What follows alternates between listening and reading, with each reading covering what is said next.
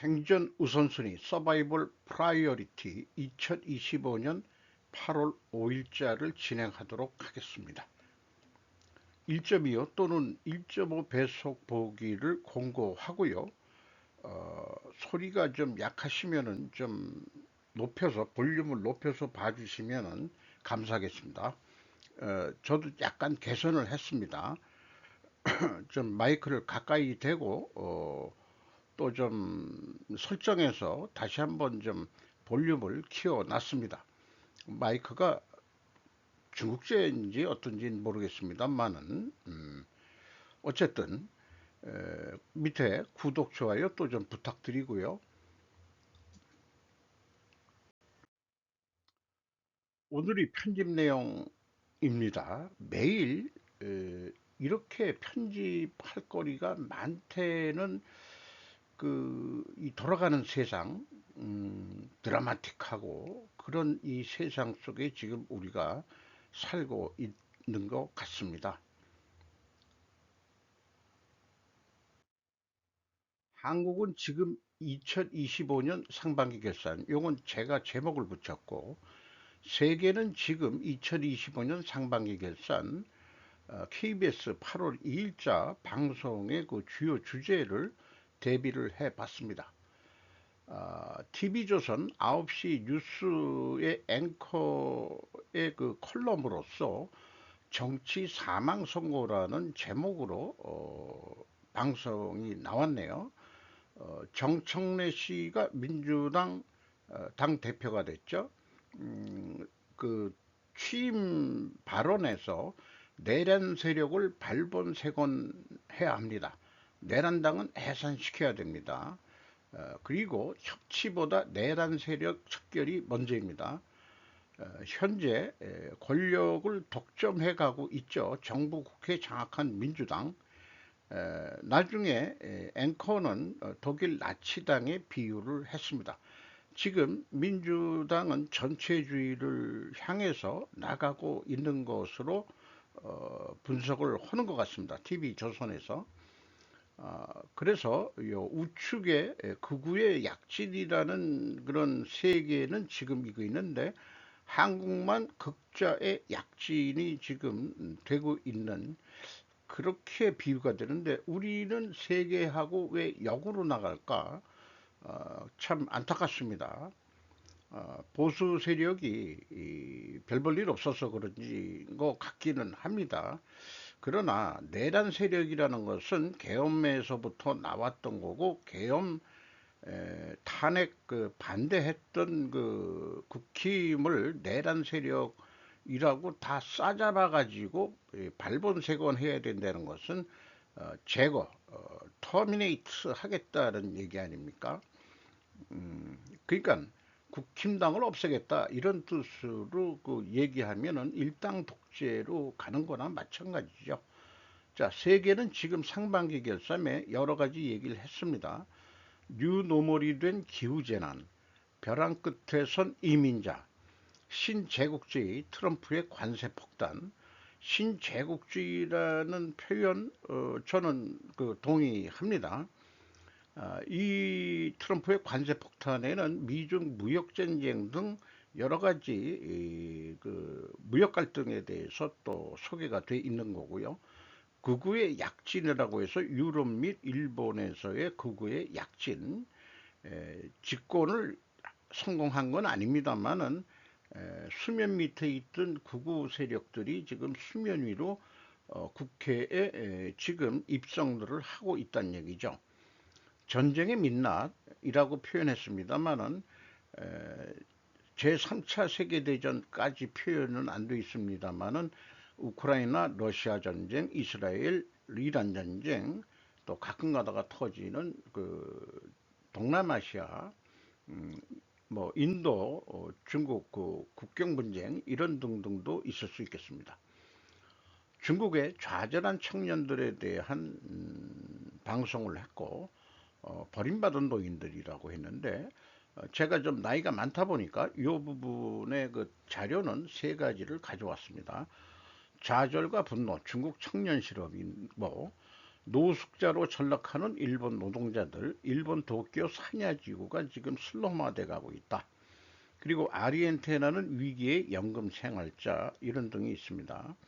세계는 지금이니까 한국은 지금의 노인들은 어떤지 이런 것들하고 대비할 수 있는 게 있었으면 좋았는데 참고적으로 그 다음에 미국의 그 나이 먹은 사람들의 그 생활 수준하고 실질적인 우리나라 노인들하고 한번 나름 비율을 상상을 해보는 그런 자료를 또 꾸며봤습니다. 기업 부르는 미국, 기업 내쫓는 한국, 정철근 논설위원 칼럼니스트로 되어 있습니다. 중앙일보 1번판입니다. 우리나라 플랫폼은 네이버, 주로 제가 네이버를 보는데 컬럼이나 그 다음에 그 오피니언, 의견, 또 분석 이런 것들은 주로 그 앞면에 안 내세우고 뭐 보도 사실 정도로 해가지고 그렇게 그 눈에 잘 띄게 이렇게 하는 것들에서는 이런 내용을 볼 수가 없습니다. 그렇게 한국의 그 문제들을 이슈화하는 것들이 노출이 안 되는 플랫폼을 유지하는 네이버다 보니까 현재 민주당은 그런 네이버 출신들을 장관에 발탁까지 하고 지금 민주당한테 잘 보이려고 딸랑거리고 있다는 게 네이버의 뉴스 그 말하자면은 노출하는 알고리즘이 그렇게 만들어진 것 같습니다. 자, 그건 그렇고 코리아 중앙데일리 영문판인데 2023년 4월 브라이언 캠프 미국 조지아 주지사를 단독 서면 인터뷰했답니다. 조지아주를 돕는 한국 기업을 IRA 보조금 대상에서 제외하는 정부의 조치에 반대한다. 연방 정부가 하지 않으면 주 재정 스테이트 펀딩으로 지원할 것을 검토하겠다. 금융위기로 미국 경제가 급격히 악화된 2009년 기아차는 조지아주 웨스트포인트에 공장을 건설했다. 주력 산업인 방직업의 몰락으로 쇠퇴한 도시에 기아차는 구세주와 같았다. 주민들은 예수님 기아차를 저희에게 보내주셔서 감사합니다라는 현수막을 곳곳에 설치했었다고 합니다. 현대차 그룹은 지난 3월 사바나시의 첨단 전기차 공장 메타프렌트 아메리카를 준공했다. 조지아주는 외국 기업 유치를 위해 2019년 법인세를 6%에서 5.75%로 인하했다. 한국 법인세 최고세율 개정안 25%에 23% 수준에 불과하다. 국내 기업의 공장 부지를 무상으로 제공하고 메타프렌트 공장의 물류 수요가 급증하자 신공항을 건설하기도 했다.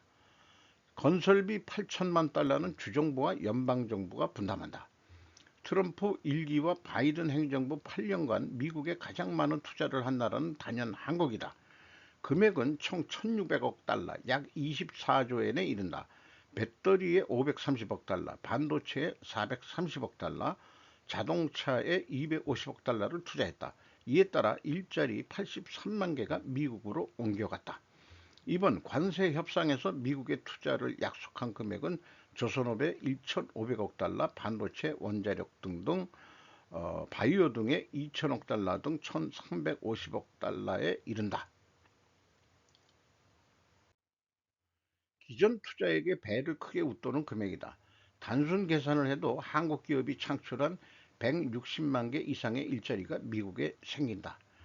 여당인 더불어민주당은 노란봉투법, 노동조합법 및 노동관계조정법 23조 개정안을 4일 국회 본회의에서 처리할 계획이다. 기업을 묶는 이 법안에 국내 경제단체는 물론 주한유럽상공회의소 에크라고 발음을 해보려고 합니다. 주한 미국 상공회의소 암참도 기업 철수를 언급하며 반발하고 이런 상황에서 현대차 노조의 올해 임단협 협상안은 역대 최대급이다. 통상임금 위로금으로 1인당 2천만 원, 약 210만 원의 지급을 요구하고 또 노조는 정년을 현행 60세에서 64세로 연장하고 임금 삭감 없는 주 4.5일제 도입을 요구하고 있다. 현대차부터 시작된 만큼 이를 전체로 확대하기 위한 노동계의 입법 쟁탈 투쟁이 이어질 전망이다. 정치인들이 이에 동조하면 노란 봉투법처럼 결국 국회에서 결정된다. 일반 근로자는 구조조정으로 감축되고 청년은 노동시장에 진입도 못하는 노동시장 양극화가 심각해질 것이다. 기업도 늘어나는 비용과 규제를 피해 공장을 해외로 이전하거나 사업을 정리하는 극단적 선택을 할 수밖에 없다. GM은 문재인 정부 당시인 2018년 군산 공장을 폐쇄했다. 군산 인구가 현재 급격히 감소한다고 그러고요. 미 공군기지도 오산으로 이전한다는 뉴스를 어저께 또 제가 방송을 했죠. GM 부평 공장은 이제 미국 수출량의 관세 15%를 내야 한다. 자, 이런 뉴스를 정리하면서 느끼는 점은 노동규정은 친중파 언더커버들이 침투해 있을 수 있다. 결국은 대기업만이 아니라 중소기업까지 미국으로 공장을 이전할 것이고 또는 중국 자본이 이전을 못하고 폐업을 한 중소기업들, 폐업 직전의 중소기업들을 중국 자본이 점령할 것이다. 예를 들어서 군산에 그렇게 인구가 줄어들고 뭐 한다고 그러면은 중국이 가까우니까 넘어올 수도 있는 거죠. 자본 침투로. 아시아나가 잘못해가지고 하이난 뭐 그룹한테 돈을 꿔서 나중에 빚을 못 갚아가지고 뺏긴 게 금호 타이어인데 1대1로 같은 그런 거에 당하는 그런 비유를 할 수 있겠죠.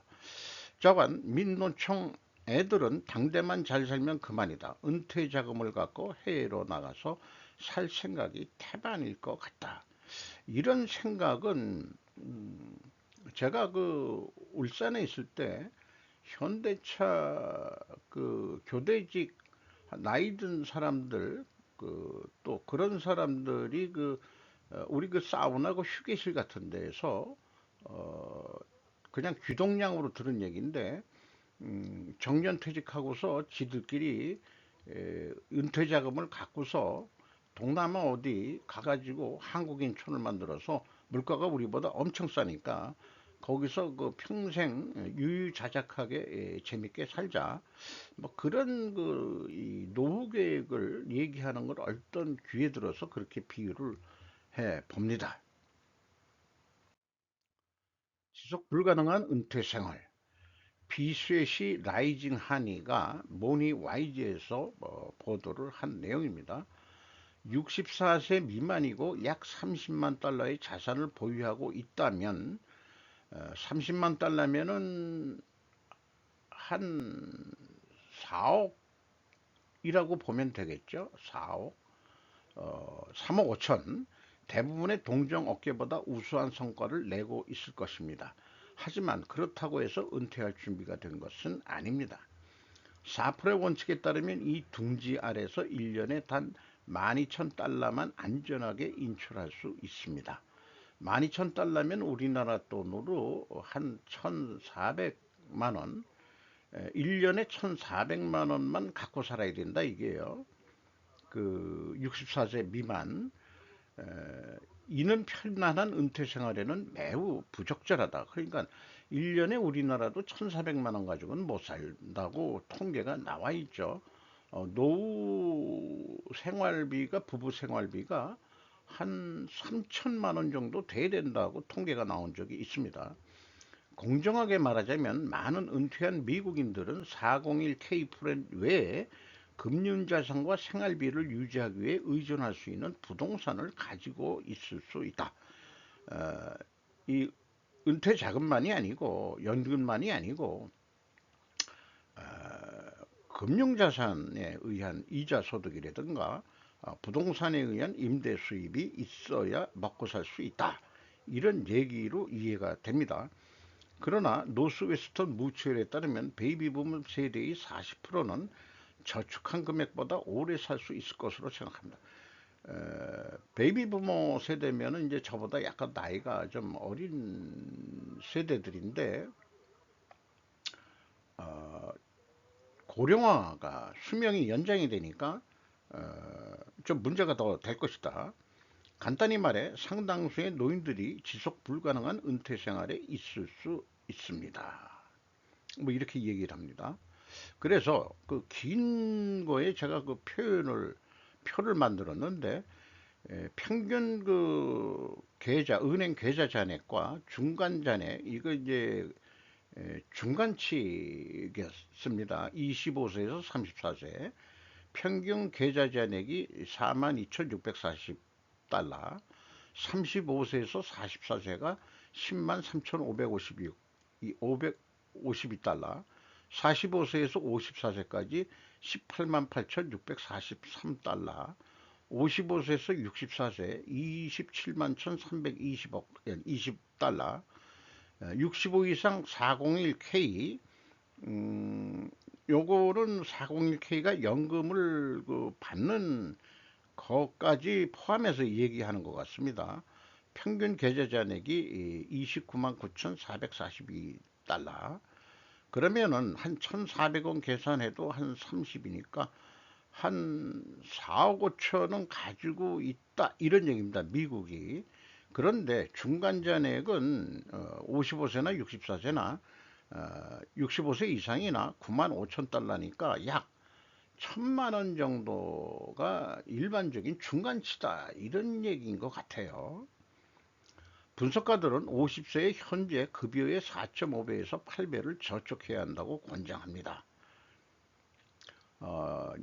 연봉 그냥 한 5천이라고 합시다. 5천이라고 한다면은 5배, 2억 5천 내지 또는 8배, 4억, 이렇게 권장을 한답니다. 그래야 이제 노후 생활을 할 수 있다.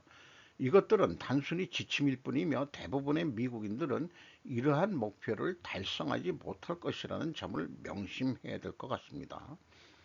젊을 때는 시간이 지남에 따라 상승하는 자산뿐만 아니라 경력을 발전시키고, 뭐 모든 사람들이 다 그렇게 노력을 하죠.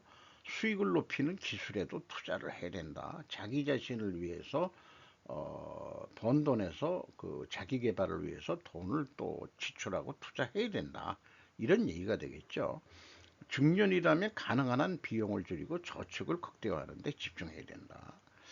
저 같은 경우에는 이제 수입이 거의 제로 상태이기 때문에 연금에는 없다고 본다면은 물가는 오르고 계속 내핍 생활 쪽으로 갈 수밖에 없는 거죠. 보통 사람들은 국민연금만 받고 70대를 보내기는 어렵다. 금융자산과 부동산이 있어야 지속 가능한 은퇴 생활이 될 수 있다는 것이다.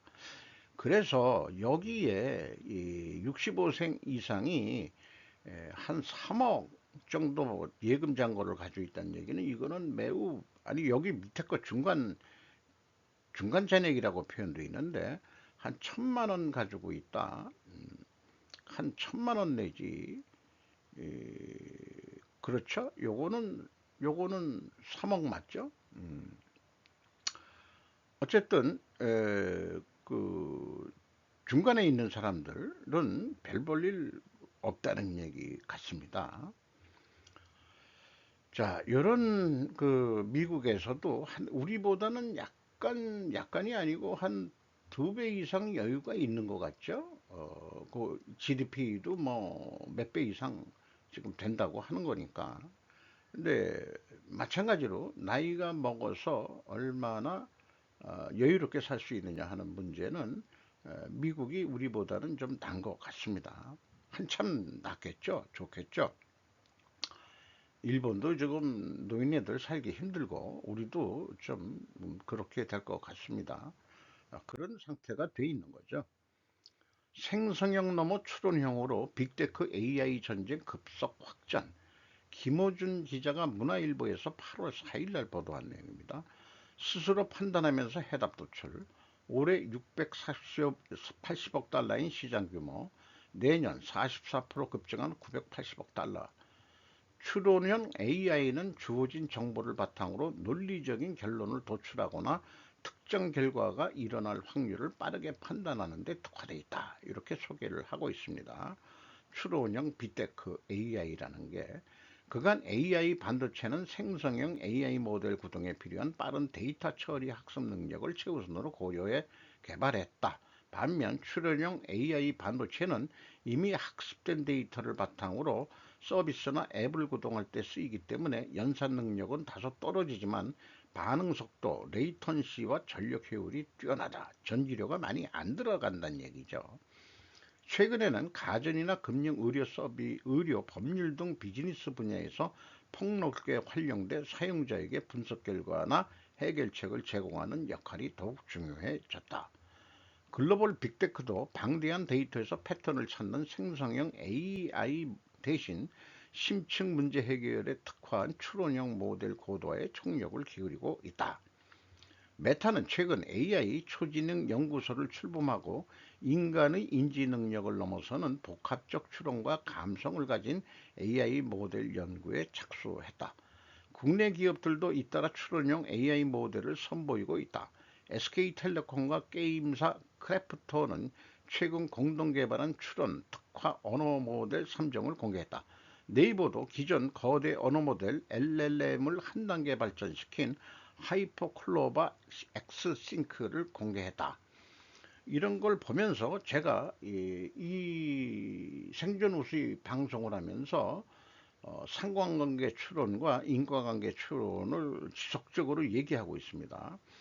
제가 알기로는 추론형 모델이랑도 아마 상관관계 추론이 범주일 것이다. 왜냐하면 방대한 데이터의 패턴 분석이 전제일 것이라고 이 뉴스도 소개를 하고 있으니까요. AI가 추론형 알고리즘이 도달하기 어려운 분야가 인과관계 추론일 것이다. 인과관계 추론은 아직까지 추론은 원인 가정을 해야 하는데 이것은 아직도 인간의 영역인데 이게 AI가 인과관계 추론 알고리즘까지 한다면은 어떻게 될지 모르겠어요. 그런데 원인 가정을 세워 가지고 인과관계 추론을 얘기해야 되는데 필연적으로 나타날 결과에 대해서도 예측을 해야 된다는 얘기가 나오죠. 그러니까 원인 가정이 잘못되면은 해답을 잘못 줄 수도 있다, 이런 얘기입니다. 아직까지는 우리가 인과관계까지는 AI한테 의존할 수는 없다. 그래서 제가 지속적으로 상관관계 추론 이런 것보다는 인과관계 추론에 지금 계속 신경을 쓰고 있는 그런 입장입니다. 별로 능력도 없습니다만은 해보려고 이 나이에 도전하고 있습니다. 그 프로그램을 만든다는 능력이 있는 게 아니고 그런 생각들을 하고 있다는 얘기죠. 베이다이호 회의 시작. 박세희 기자가 문화일보에서 8월 4일날 보도했습니다.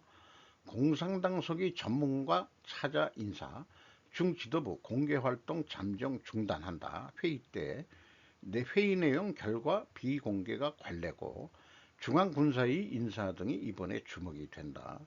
시진핑 사령인 여부 논의에 관심이 된다.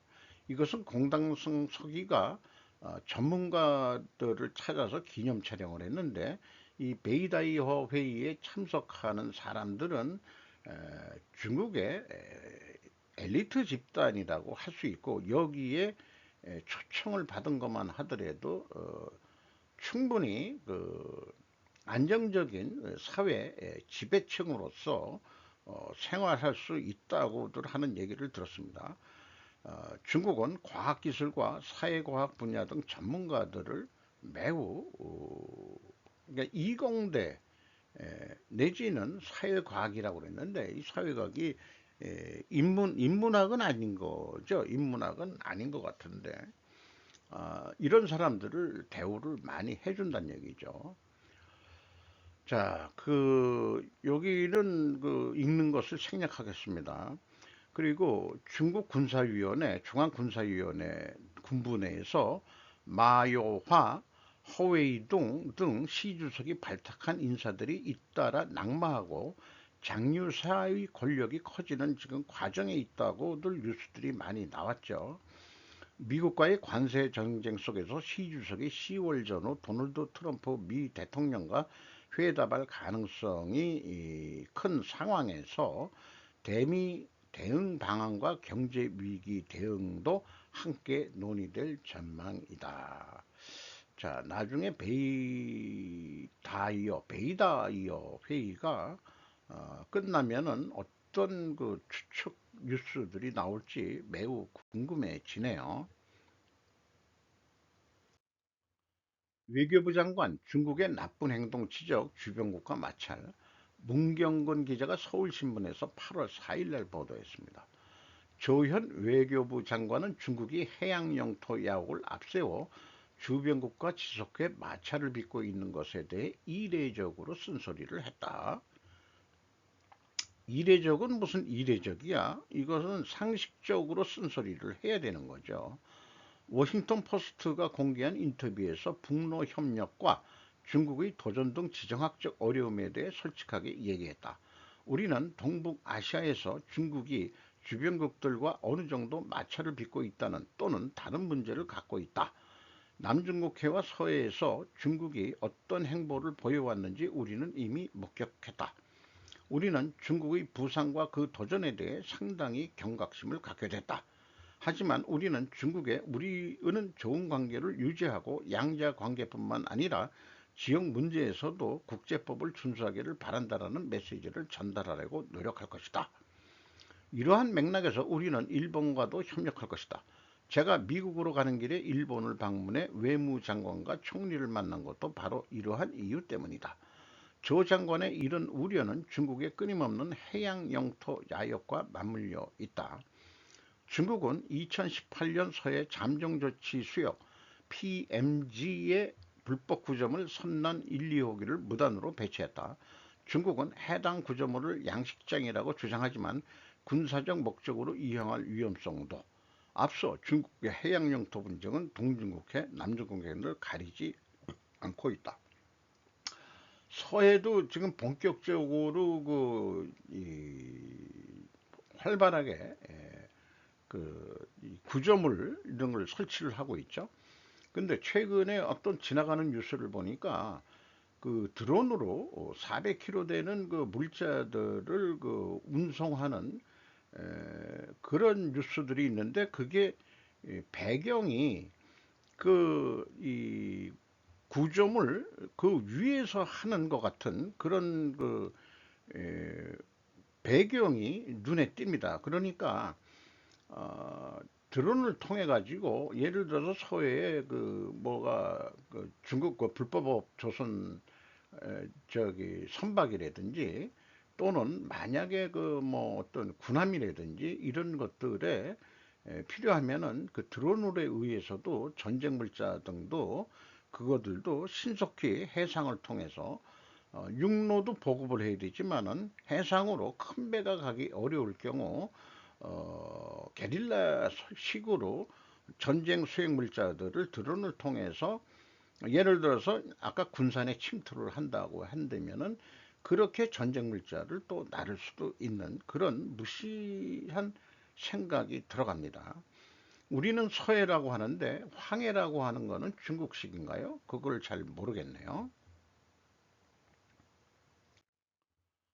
한일보다 높은 20% 관세, 심각한 대만, 미화 협상 지속. 정은지 기자가 뉴스일에서 8월 4일에 보도했습니다. 무역확장법 232조 조사 끝나야 반도체 세율 확정. 현지 언론 관세 20% 아직 대미 투자 등 반영 안 된 것. 이렇게 지금 얘기를 하고 있다는데 한국과 일본이 15%인데 대만이 20%면은 대만의 핵심적인 수출품은 반도체인데 매우 상대적으로 그 미국이 TSMC 거를 안 사고 일본이나 한국 거를 산다 그러면 자기네들은 손해인 거겠죠. 대만은 특히 자국의 주력 산업 중 하나인 반도체 관세가 아직 확정되지 않았다는 점에서 협상이 끝나지 않았다는 점을 부각하고 있다. 이렇게 얘기를 하고 있네요. 공상 15는 대만이 15%의 관세율이 적용된 한국, 일본과 달리 대만의 투자 등에 대해서는 언급이 없었다는 점도 거론했다. 공상 15는 15%의 관세가 적용되는 한국은 미국과의 무역을 개방하고 3,500억 달러 규모의 투자와 1천억 달러 규모의 LNG 구매를 할 예정이라고도 전했고, 대만 관세가 지금은 20%지만 대미 투자나 미국산 제품 구매 등이 이루어지면 그보다 낮아지는 게 당연한 수순이라는 의미다. 뭐 이런 식으로 어쨌든 협상이 안 됐으니까 일단 20%로 그냥 트럼프가 편지를 보내서 8월 1일부터 20% 관세가 지금 부과된다는 것으로 얘기가 됩니다. 15 내지 16세기 이후 활동이 잠잠하던 캄차카 크라시에닌이 다시 읽겠습니다. 크라시에닌니코프 화산이 3일 현지 시간 수백 년 만에 분화했다. 김유민 기자가 서울신문에서 보도했습니다. 그 캄차카 반도에 지진이 일어나고서 그 다음에 한 600년 만에 화산이 폭발했다는 얘기입니다. 지진에 의해서 쓰나미가 일어났고 화산이 또 폭발하고 연쇄 재앙이 현실화되고 있다. 브레고리의 최근 지진 활동에 있는데 그게 또 화산하고도 연결이 꽤 돼 있네요. 대만 해협으로 갈라져 있는 이런 데서 상대적으로 우리도 지진이 일어나지만은 브레고리에 지금 그나마 안 들어가 있다는 게 다행으로 생각을 합니다. 고려한 TSG 인수는 미래 전략적 단기적 판단은 부적절. 장우진 기자가 디지털 타임즈에서 8월 4일 날 보도했습니다. 고려에는 최근 심해저 채광기업 더 메탈스 컴퍼니 대한 고려엔의 지분 투자와 관련해 일부 악의적인 주장과 왜곡이 이어지고 있다며 단기 주가 변동성으로 판단하지 말아달라고 지난 6월 TMC 보통주 약 5%를 8,500만 달러 약 1,165억 원에 인수했는데 장기적으로 그 자원 확보를 위한 투자다 이렇게 얘기를 하는 거죠. 고려엔이 제공한 고려엔 공장인데 뭐 상당히 처음에 시작을 요 정도에서 했는데 이렇게 여기가 원래 시작했던 데인지 여기가 시작했던 데인지 그건 잘 모르겠습니다만은 만약 여기라고 한다면은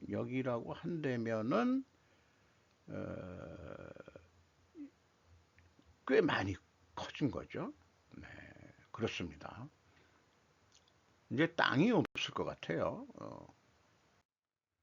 우크라이나 핵 긴장 속에서 트럼프 행정부의 러시아 경제 목졸라매라 촉구.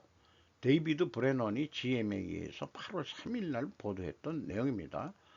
어, 볼로드미르 젤렌스키 우크라이나 대통령이 에, 우크라이나 대통령 최고 고문은 미국이 모스크바의 무역 파트너들에게 2차 제재를 가해 러시아 경제를 목을 조일 것을 촉구했다. 젤렌스키 사무실장인 안드리 예르막은 지난 12개월 동안 러시아 철도 용량이 붕괴되었음을 보여주는 데이터를 인용해 일요일 텔레그램에 제재가 효과가 있다. 전쟁에 대비한 경제는 압력을 견디지 못하고 에너지 자원 판매를 통해서만 버티고 있다. 중국과 인도는 러시아 에너지 제품의 주요 수입국 중 하나. 트럼프의 2차 제재 마감일은 8월 8일에 만료. 모든 러시아 예산을 채우는 모든 계획은 전 세계의 표적이 되어야 합니다. 우크라이나 주장은.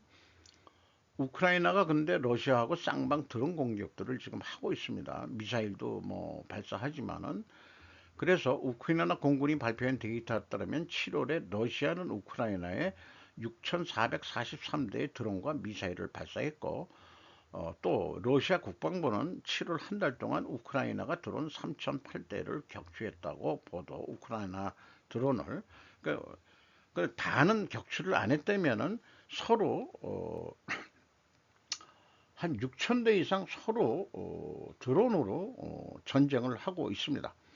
흑해연화의 소치에서 현지 관리들은 떨어지는 드론 파편이 주요 석유 저장소에도 또 불이 일어났다는 거죠. 그런 드론 공격에 의해서 불타 있는 우크라이나 군대 로이터 통신 경우 8월 2일 우크라이나 도네츠크 지역 뚜루즈 키우카 마을에서 한 주민이 러시아 드론 공격으로 맞아 불에 탄 차량 옆에 서 있다. 드론 공격에 의해서 이런 사진을 게재를 했네요. 자, 8월 8일인데 50일 기한을 푸틴한테 줬는데 흥찌뽕하고 있는 거죠. 이미 점령한 땅 상태에서 휴전을 하지 않고 휴전을 해야만이 그리고 우크라이나가 나토에 들어가면 안 된다는 그런 러시아의 요구 조건이 돼야만이 아마 휴전 협정이 이루어지지 않을까 이렇게 생각을 하고 있습니다. 그러면 그것은 러시아의 승리로 끝나는 거로 예상이 될 수 있겠죠. 러시아와 중국 해군이 일본해에서 포병 및 대잠수함 훈련을 실시합니다. 일본해라는 표현이 아주 또 우리 애국주의자로서는 기분이 엄청 나쁩니다. 외국은 이미 동해를 일본해라고 표현하고 있습니다. 마크 트레벨리안 로이터 8월 3일 날 보도했습니다. 러시아와 중국 해관이 예정된 연합훈련의 일환으로 일본해에서 포격 및 대잠수함 훈련을 실시하고 있다고 러시아 태평양 함대가 일요일 날 발표.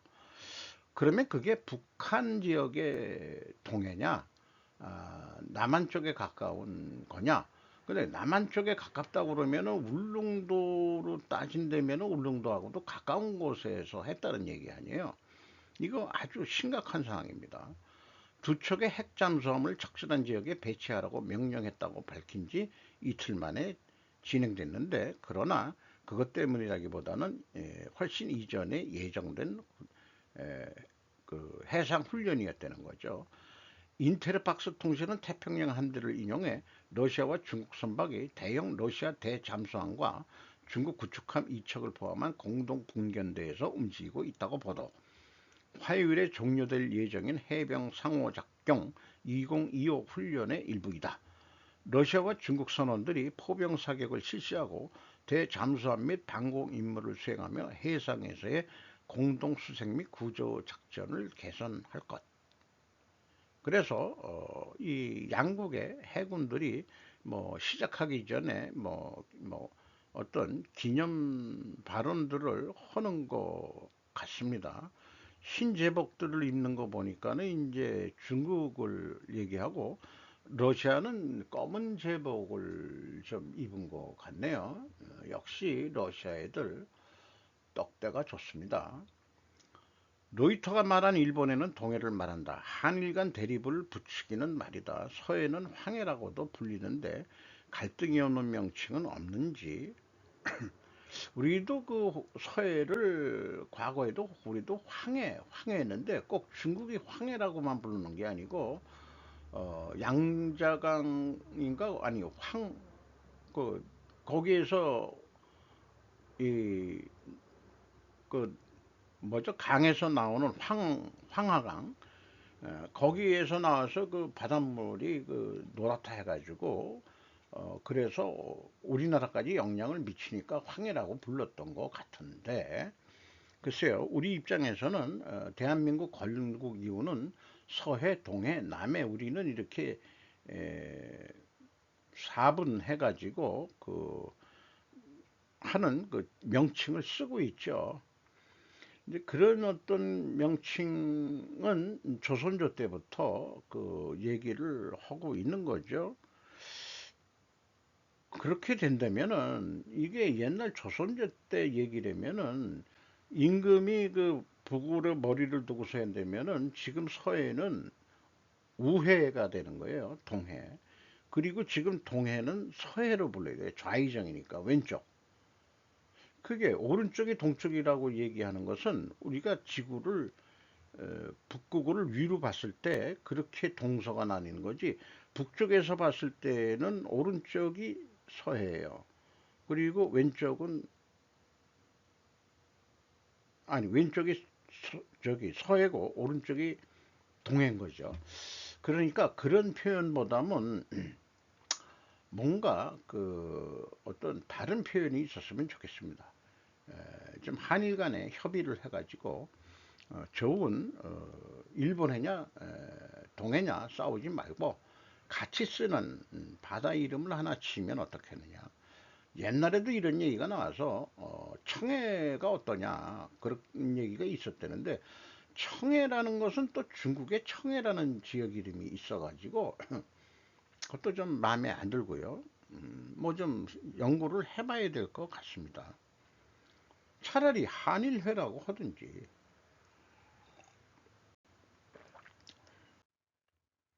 호주 신영함 공동개발권 수일내 결정, 일본 유력지.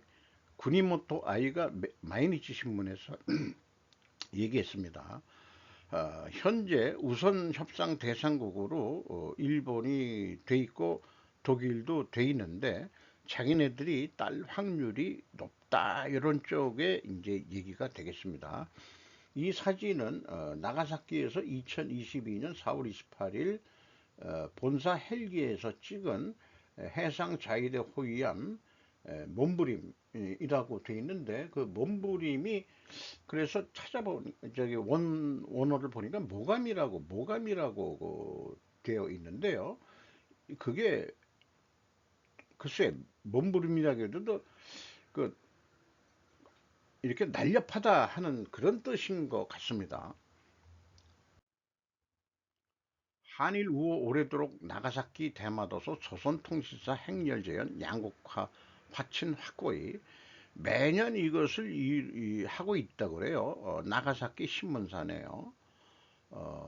지금도 조선통신사 그 재연을 하고 있는데, 한국과 일본 사람들이 다 참석해서 하고 있고, 에도 시대 때 한국의 문물이 넘어가고 또 그때 엄청 환영을 받았고 그런 얘기를 했고, 그런데 거기에 들어가는 돈들을 에도 정부에서 다 냈다 하는 얘기도 역사적으로 많이 들어봤었습니다.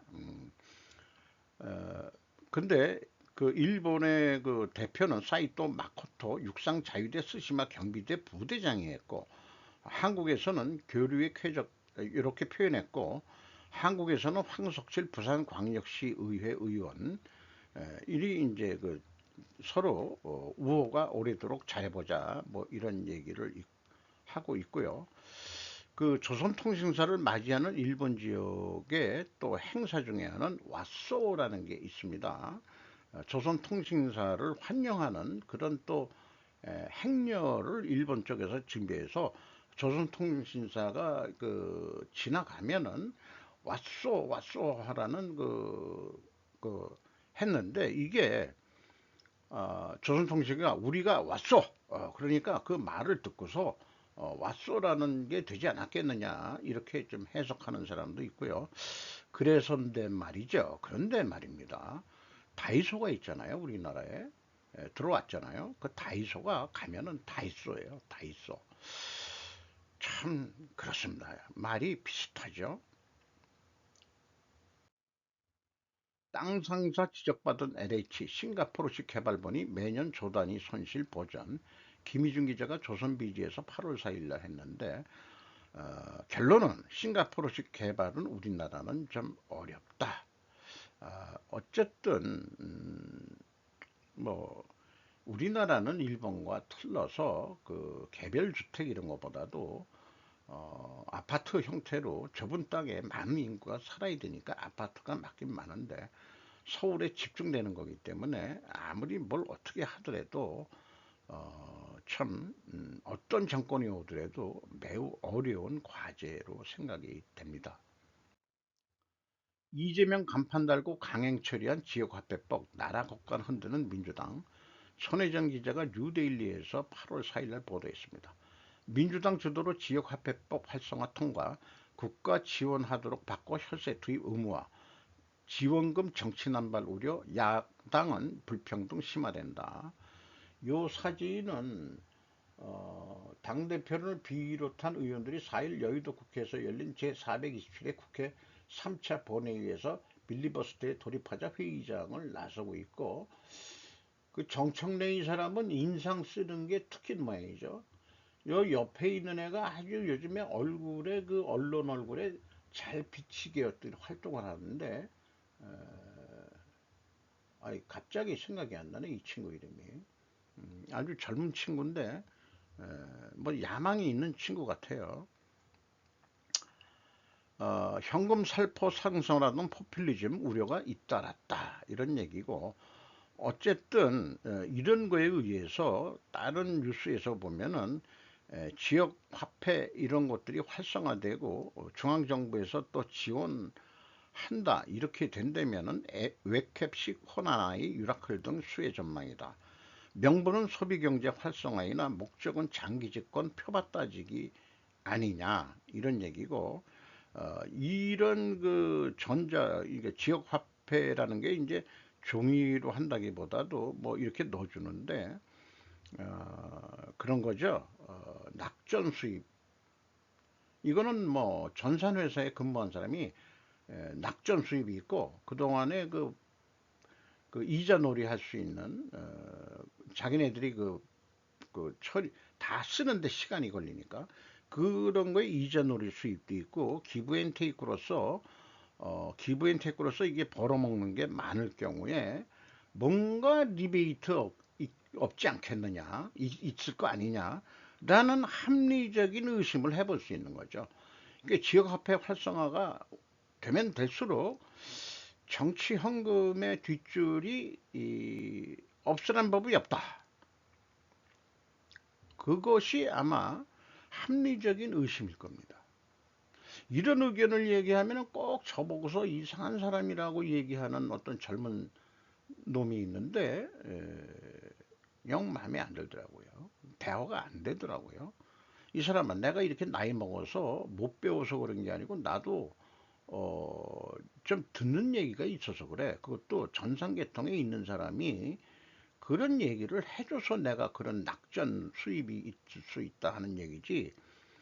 그렇게 얘기하는데 왜 그냥 완전 민주당파 아새끼 같아요. 그거 보면은 그게 그 옛날에 그 전교조 애들한테 교육받은 나이대 애들, 꼭 우리 아들 나이대 애들이 완전 전교조의 그 의식 교육을 받아가지고 뭐 전교조 교원들이 그렇게 들어가서 했다는 것도 우리나라 정치가 그 보수 세력들이 영 잘못했다는 얘기도 되죠. 그렇게 점령을 당했다는 게 서로 짜고 했는지 어땠는지 모르지만은, 이게 어저께 그래서 이 미국 공군이 한국의 두 번째 수표 전대 창설을 했는데, 이것을 좀 말씀드리면은 물류 로지스틱 병참 차원에서 생각하면은 기업에서 메인 창고를 공장에 가장 가까운 곳에 몰아야 한다는 개념으로 이해가 됩니다. 물류 창고는 여러 곳에 분산되어 있으면 비용이 더 증가하게 되어 있습니다. 이것에 비유할 수 있다.